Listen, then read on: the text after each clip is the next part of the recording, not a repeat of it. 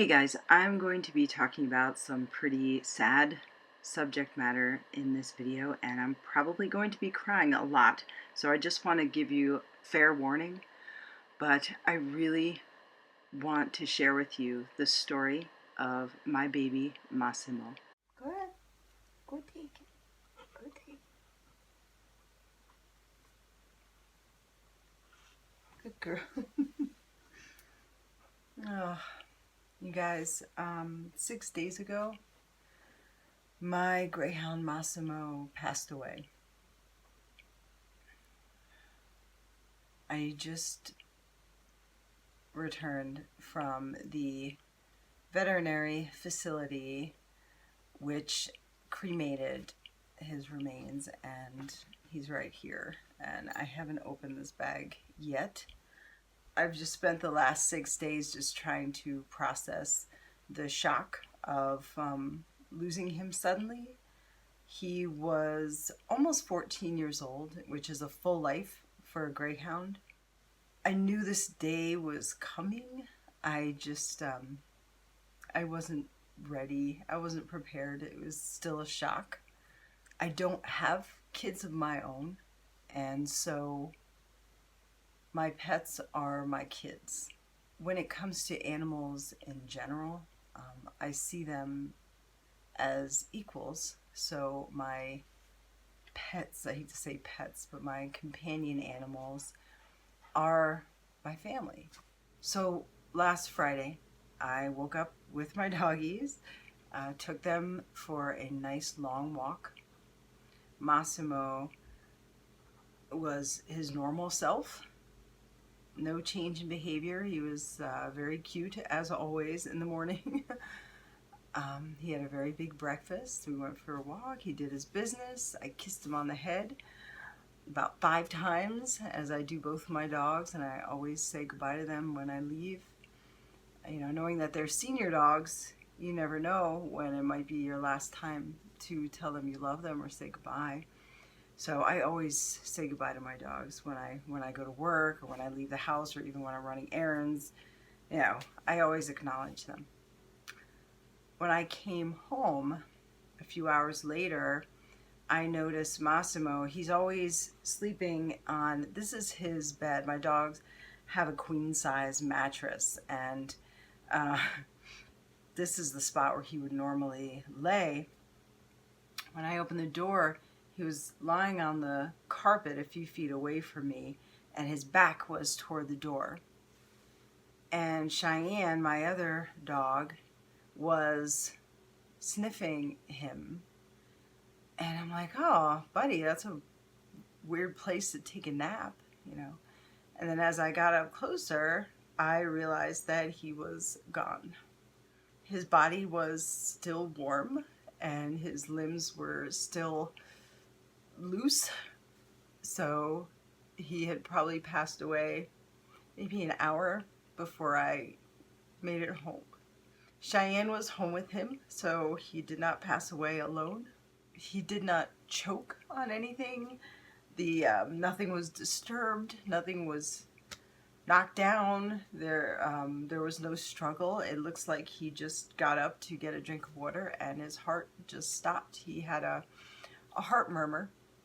And when I adopted him 8 years ago, he was already 5 years old. So I knew my time with him was limited. I knew that. When I found him, I didn't know what to do. I wasn't thinking rationally, and my brain was just firing off in all different directions and trying to cope with what I was looking at. First of all, wondering if he was really gone, because he was still kind of warm, yet cold. I don't know how to describe that. I didn't know what to do, so I called my friend Karen. It's very hard for me to admit when I need help, but she came over right away. She made phone calls for me, and we found this place really close by who could take care of his remains.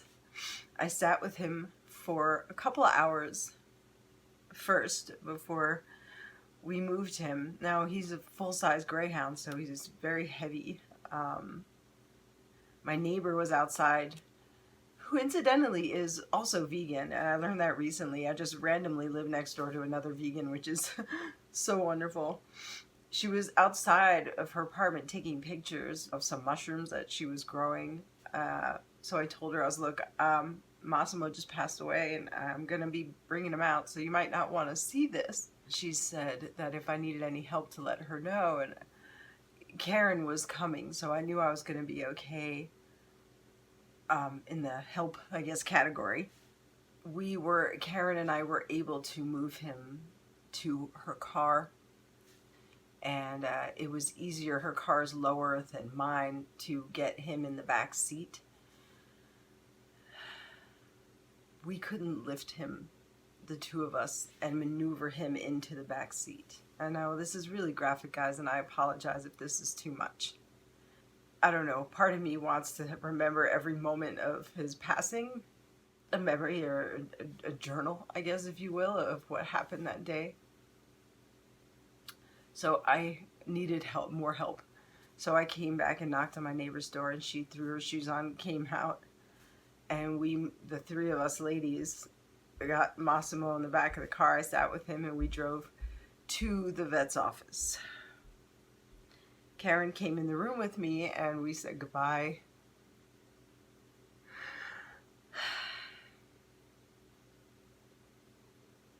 I said goodbye to Massimo.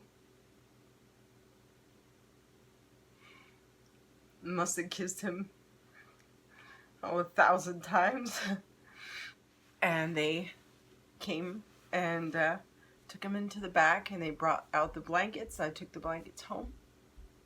Told me it would be a week before I would receive his remains. I asked for a private cremation, so it was just Massimo, and I wanted his ashes back, which I have right here. Still can't bring myself to open that, so it's gonna be a minute, but I will, because I want to share this with you guys. I've had Massimo and Cheyenne both in some of my videos. 8 years ago around Christmas, I adopted Massimo from a lady who rescued greyhounds from a local track in Florida. She had remodeled her home so where the back of her home was dedicated to rescue greyhounds, which I admire so much, but her space was limited. So she had 13 dogs at a time, and they lived in these kind of tiny crates, and a lot of them had fleas. She would let them out and run together for about 4 hours a day, and then they'd go right back into the small crates again. When I saw Massimo, he had these buck teeth, and he's just the goofiest looking dude with the longest snoot, just the oddest little face, and he was just so desperate, for a loving home. And as soon as I laid eyes upon him, I knew he was my boy. In the 8 years I've had Massimo, I've learned to realize, how tragic greyhound lives are, how tragic a racing dog's life is. He had tattoos in his ears that were used for identification. He had scars on his body from racing. He had anxiety around small animals because they train greyhounds to kill. That's how they get them to race, is that they dangle a rabbit or some small animal, and then that's how they get them to go as fast as they go. And they also give them performance enhancing drugs, and they keep them in tiny crates so that they're anxious to get out and run. And it's just absolutely awful what those dogs go through. While the normal life expectancy of a greyhound is 13 years, they're usually 18 months to 5 years old when they are retired from racing because they are either deemed unfit to race after an injury or no longer fast enough to be profitable. While some of these dogs are sent to rescue groups, most are simply killed or returned to breeding facilities to serve as breeding stock. While more than half of all active American tracks are in Florida, on November 6, 2018, the state's voters passed Amendment 13 to end greyhound racing in the state.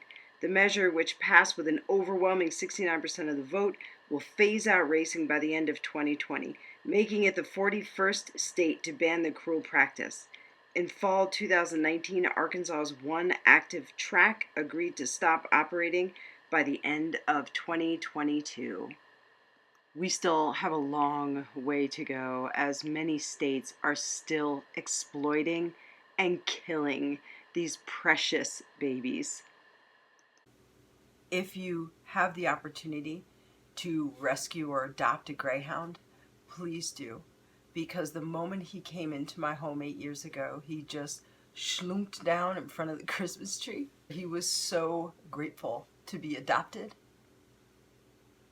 He was so loving. He was so gentle. He was my gentle giant. His mannerisms were so unique and so humanesque, you know. If I was sad, he would put his paw on me. He had empathy. So it is Cheyenne and I now against the world. She's a beautiful dog. She's so sweet. She cried when he died. She and I both sat with him. We laid next to him, and she didn't leave his side for the whole couple hours I spent with him before we took him to the vet. So she was mourning. Dogs do mourn. She had tears. She's been sniffing around for him for the past 6 days. I washed all these blankets, but she still sniffs for him. One thing that's interesting is that the past few mornings have been so quiet. And what I didn't realize was that Massimo loved the morning. It was his favorite time of the day, and he loved breakfast. So he would come to my bed in the bedroom, and he would put his cold snoot against my cheek and wake me up, and he would kind of like flail his arms around and like slap him on the bed. Sometimes he would jump up on the bed, and he would, try to get me up to give him breakfast. And it was so cute. What I can't believe is that he did that every day for 8 years, and how quiet it is now in the mornings. It's just Cheyenne and I, and she snores when she sleeps, but she's very quiet in the morning. She just, calmly waits for her breakfast. And that whole routine will never be the same. It's just so oddly quiet now, which is something that I'm going to have to get used to. Many of us have lost companion animals. Many of you know the pain and that the pure grief that goes along with losing a soul who shows you unconditional love. And as I've stated before, the dogs that I've shared my life with I've considered my children. I had 2 miscarriages in my early 20s, and in between the 2 miscarriages, I lost my mother suddenly, heart attack. She died at home as well in New Jersey. So any animals that I allow into my home, into my life, are my family. Massimo and Cheyenne in Florida experienced a hurricane with me, Hurricane Irma. They, we evacuated my house together and drove to my father's house across the state in Fort Lauderdale. It was terrifying. My dogs, Massimo and Cheyenne, were with me when I sold my home. And the stress that I went through alone and selling that home to try to make it out to Arizona was a very tedious and painful process. And they were with me throughout that whole experience. They traveled with me cross country from Florida to Arizona. They adapted to apartment life as opposed to having their own backyard. They were by my side through all of that, and I love them and I thank them, and I'm eternally grateful to both of them. I don't think it's possible to spoil Cheyenne any more than I have. But I will, because she's 13 years old, and Norwegian elk hounds live to be maybe 15. She eats a really good diet. She's showered with love. She's in pretty good health. She has some arthritis, so I give her turmeric and treats for her joints, you know. So I'm trying to keep her as healthy as possible, and we're going to spend as much time together. Now that it's cooler in Arizona, I'm going to take her with me and go do some things outside of this apartment together and enjoy each other's company as much as possible. I care for these animals more than words can express. But honestly, they saved me. They care for me. I know that I've done the best that I can for these dogs and that they are loved. But it's still excruciating to lose their company. Alright, I'm gonna take Massimo out. This is the company Lasting Paws.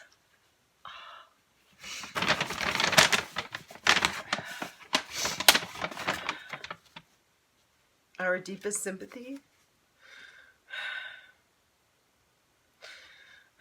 It's a card.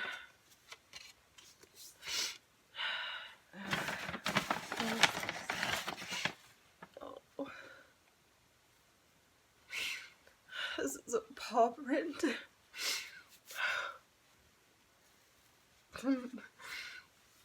Oh, this is my baby's paw. Oh, that was so sweet, and they put his name on it. God, that was really sweet. I did not expect that. I did not know that was part of the service.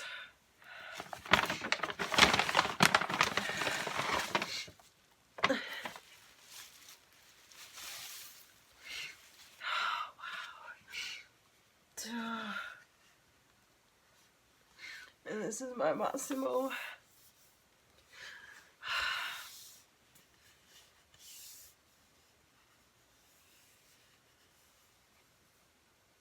You guys, I'm gonna go now. If you have companion animals at home, give them a very big hug and a kiss. Life is so painfully short. And enjoy, cherish each and every moment as I did with Massimo and I am with Cheyenne.